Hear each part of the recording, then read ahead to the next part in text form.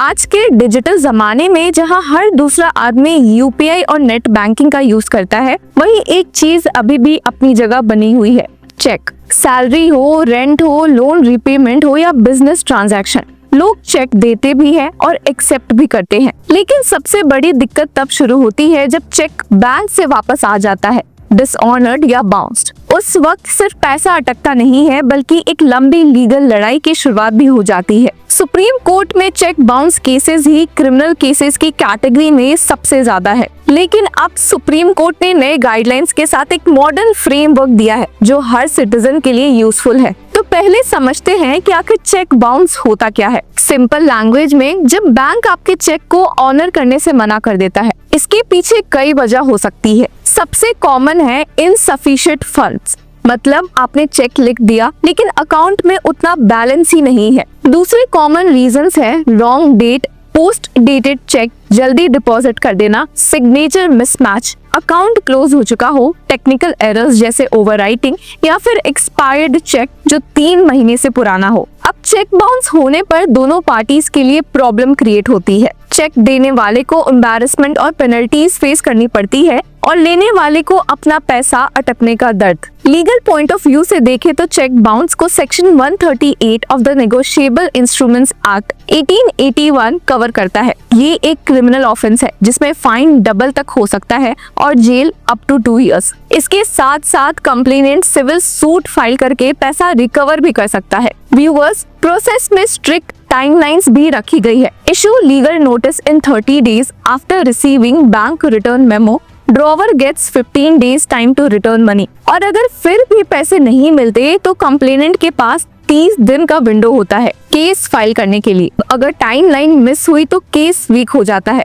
मतलब एक ordinary citizen को लॉ समझना और टाइम पर एक्ट करना बेहद जरूरी है। लेकिन प्रॉब्लम ये है कि इंडिया के कोर्ट्स में चेक बाउंस केसेस का बैकलॉग माउंटेन्स जैसा है। सुप्रीम कोर्ट ने खुद कहा है कि section 138 cases constitute a significant portion of criminal dockets, particularly in metropolitan courts. मतलब मुंबई, दिल्ली, बैंगलोर जैसे सिटीज के क्रिमिनल कोर्ट्स में सबसे ज्यादा पेंडिंग मैटर्स चेक बाउंस का ही होता है। इसी वजह से सुप्रीम कोर्ट द्वारा बार बार गाइडलाइंस इशू की जा रही है ताकि सिस्टम को स्ट्रीमलाइन किया जा सके। 2010 में एक लैंडमार्क जजमेंट आया था, दामोदर एस प्रभु वर्सेस सईद बाबालाल एच, जिसमें सुप्रीम कोर्ट ने कंपाउंडिंग के रूल्स दिए थे। मतलब अगर अक्यूज ने चेक का पैसा दे दिया तो केस को क्लोज किया जा सकता था, लेकिन उसके लिए एक कॉस्ट पे करनी होती थी लीगल सर्विसेज अथॉरिटी को। अब इस कॉस्ट का सिस्टम स्टेज वाइज था। मजिस्ट्रेट कोर्ट में अर्ली स्टेज पर सेटल करना पड़े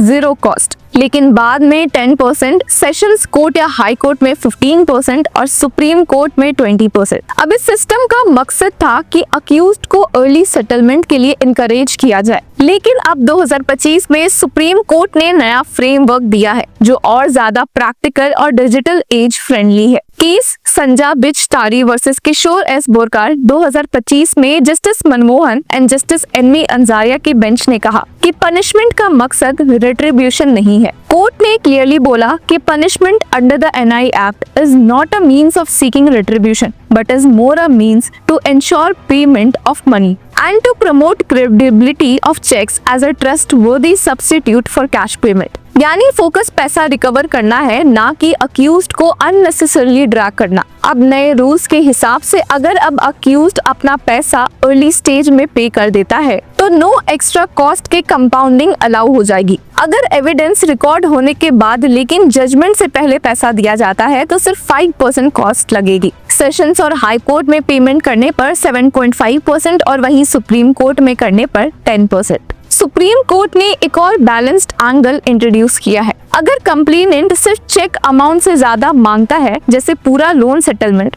तो मजिस्ट्रेट अक्यूज्ड को गिल्टी प्ली करने और प्रोबेशन ऑफ ऑफेंडर्स एक्ट के बेनिफिट लेने की सजेशन दे सकता है। इससे एक डिग्निफाइड एग्जिट राउट मिलता है और कंप्लेनेंट को अनड्यू प्रेशर को अवॉइड किया जा सकता है। सबसे बड़ा रिफॉर्म समन्स सर्विस में आया है। अब सिर्फ ट्रेडिशनल मोड नहीं बल्कि ईमेल, व्हाट्सएप एंड दस्ती सर्विस से भी समन्स भेजे जा सकते हैं। कंप्लेनेंट को अफिडेविट फाइल करना होगा जिसमें अक्यूज्ड के वेरीफाइड कॉन्टैक्ट डिटेल्स हो। अगर अफिडेविट गलत निकला तो कंप्लेनेंट पर पीनल एक्शन होगा। इसके साथ साथ QR कोड और UPI लिंक सेटअप किया जा रहा है जहां अक्यूज्ड डायरेक्टली पैसा पे करके केस क्लोज करवा सकता है। कंप्लेनेंट्स के लिए भी प्रोसेस स्ट्रीमलाइन हुआ है। अब उन्हें एक प्रिस्क्राइब्ड फॉर्मेट में सिनॉप्सिस फाइल करना होगा जिसमें cheque details, dishonour memo, statutory notice और कॉज ऑफ एक्शन सब क्लियरली मेंशन करना होगा। ये अननेसेसरी अडजर्नमेंट्स और डिलेस को कट करेगा। कोर्ट ने लोअर कोर्ट्स को भी वार्न किया है कि उन्हें सिविल रिकवरी स्टाइल अप्रोच नहीं लेनी चाहिए। चेक इशू होते ही प्रिजम्पशन होती है कि डेट वैलिड है और अक्यूज्ड को प्रूफ करना होता है कि ऐसा नहीं है। कंप्लेनेंट को बार बार अपना लोन हिस्ट्री प्रूफ करने को कहना पार्लियामेंट के मैंडेट के खिलाफ है।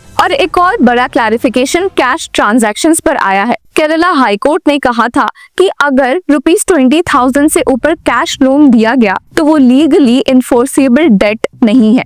ये सारी चीजें एक इकोसिस्टम क्रिएट करेगी जहां check bounce cases fast track में रिजॉल्व हो सके। पहले एक चेक बाउंस मैटर 7 से 8 साल तक चल जाता था। अब पॉसिबिलिटी है कि वीक्स या मंथ्स में सेटल हो जाएगा। अगर अक्यूज्ड जेन्युइन है और पैसा पे करने को तैयार है तो जेल और लंबी ट्रायल का खौफ नहीं। अगर कंप्लेनेंट जेन्युइन है तो उसे अपना पैसा जल्दी मिल जाएगा। लेकिन क्रिटिक्स का कहना है कि पेनल्टीज कम करने से अक्यूज्ड डिले करने के लिए और बोल्ड हो जाएंगे। सब जानने के बाद आप बताइए कि आम सिटीजन के पर्सपेक्टिव से ये रिफॉर्म्स कैसे अफेक्ट करते हैं। Until then, keep following law चक्रा।